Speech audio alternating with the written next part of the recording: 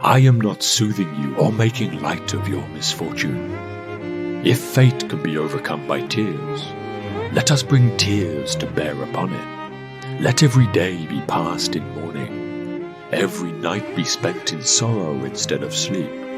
Let your breast be torn by your own hands, your very face attacked by them, and every kind of cruelty be practiced by your grief, if it will profit you. But if the dead cannot be brought back to life, however much we may beat our breasts, if destiny remains fixed and immovable forever, not to be changed by any sorrow however great, and death does not loose his hold on anything that he has once taken away, then let our futile grief be brought to an end. Let us then steer our own course, and no longer allow ourselves to be driven to leeward by the force of our misfortune. He is a sorry pilot who lets the waves wring his rudder from his grasp, who leaves the sails to fly loose, and abandons the ship to the storm. But he who boldly grasps the helm, and clings to it until the sea closes over him, deserves praise, even though he be shipwrecked.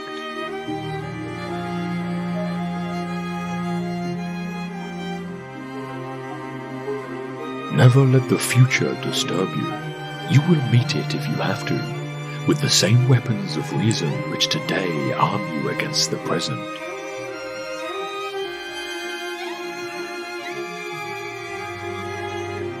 There are misfortunes which strike the sage, without incapacitating him, of course, such as physical pain, infirmity, the loss of friends or children, or the catastrophes of his country when it is devastated by war.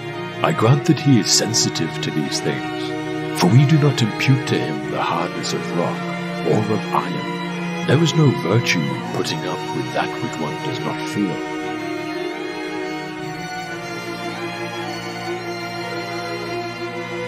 And they say that there is this difference between the mind of a foolish man and that of a wise man, that the foolish man thinks that such visions are in fact as dreadful and terrifying as they appear at the original impact of them on his mind, and by his assent he approves of such ideas as if they were rightly to be feared, and confirms them. But the wise man, after being affected for a short time, and slightly in his colour and expression, does not assent, but retains the steadfastness and strength of the opinion which he has always had about visions of this kind, namely that they are in no wise to be feared, but excite terror by a false appearance and vain alarms.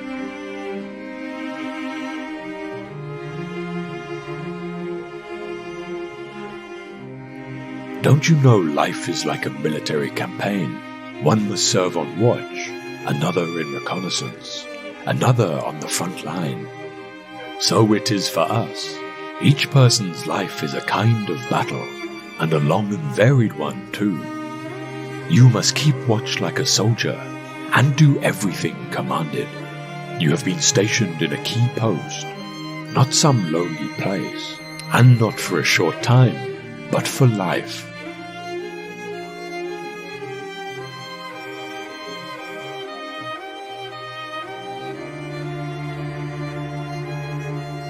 Seek not for events to happen as you wish, but wish events to happen as they do, and your life will go smoothly.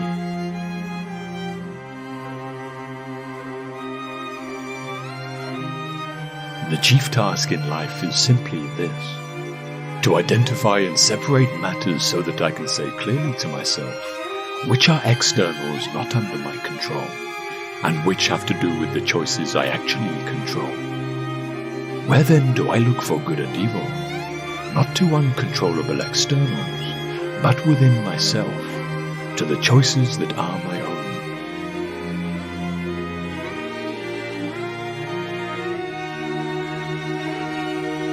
One ought to seek out virtue for its own sake, without being influenced by fear or hope, or by any external influence.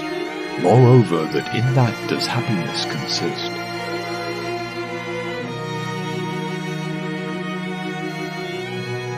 What is your art? To be good. And how is this accomplished well except by general principles, some about the nature of the universe, and others about the proper constitution of man.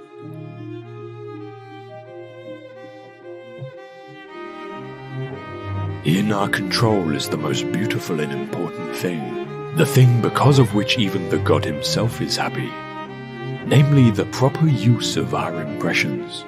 We must concern ourselves absolutely with the things that are under our control, and entrust the things not in our control to the universe.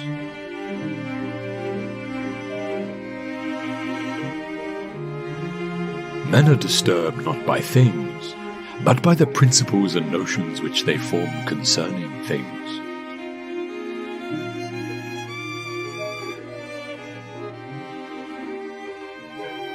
It is the act of an ill-instructed man to blame others for his own bad condition. It is the act of one who has begun to be instructed to lay the blame on himself, and of one whose instruction is completed, neither to blame another nor himself.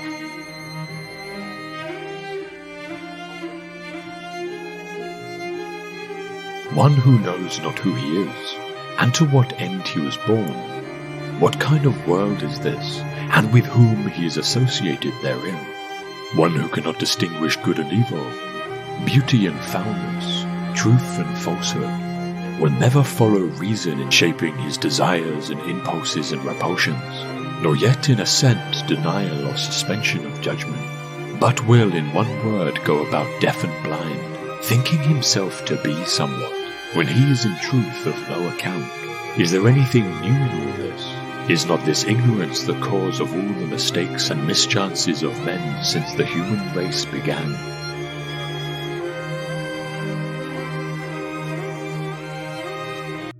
We are all chained to fortune. The chain of one is made of gold and wide, while that of another is short and rusty. But what difference does it make? The same prison surrounds all of us, and even those who have bound others are bound themselves, unless perchance you think that a chain on the left side is lighter. Honours bind one man, wealth another. Nobility oppresses some, humility others. Some are held in subjection by an external power, while others obey the tyrant within. Banishments keep some in place, the priesthood others. All life is slavery. Therefore each one must accustom himself to his own condition, and complain about it as little as possible, and lay hold to whatever good is to be found near him. Nothing is so bitter that a calm mind cannot find comfort in it. Small tablets, because of the writer's skill, have often served for many purposes, and a clever arrangement has often made a very narrow piece of land habitable. Apply reason to difficulties.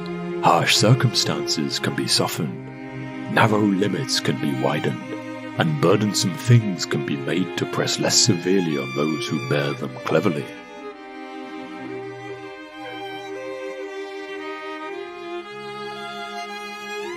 If you are distressed by anything external, the pain is not due to the thing itself, but to your estimate of it, and this you have the power to revoke at any moment.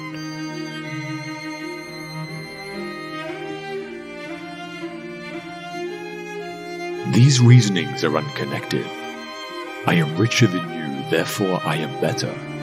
I am more eloquent than you, therefore I am better. The connection is rather this: I am richer than you, therefore my property is greater than yours. I am more eloquent than you, therefore my style is better than yours. But you, after all, are neither property nor style.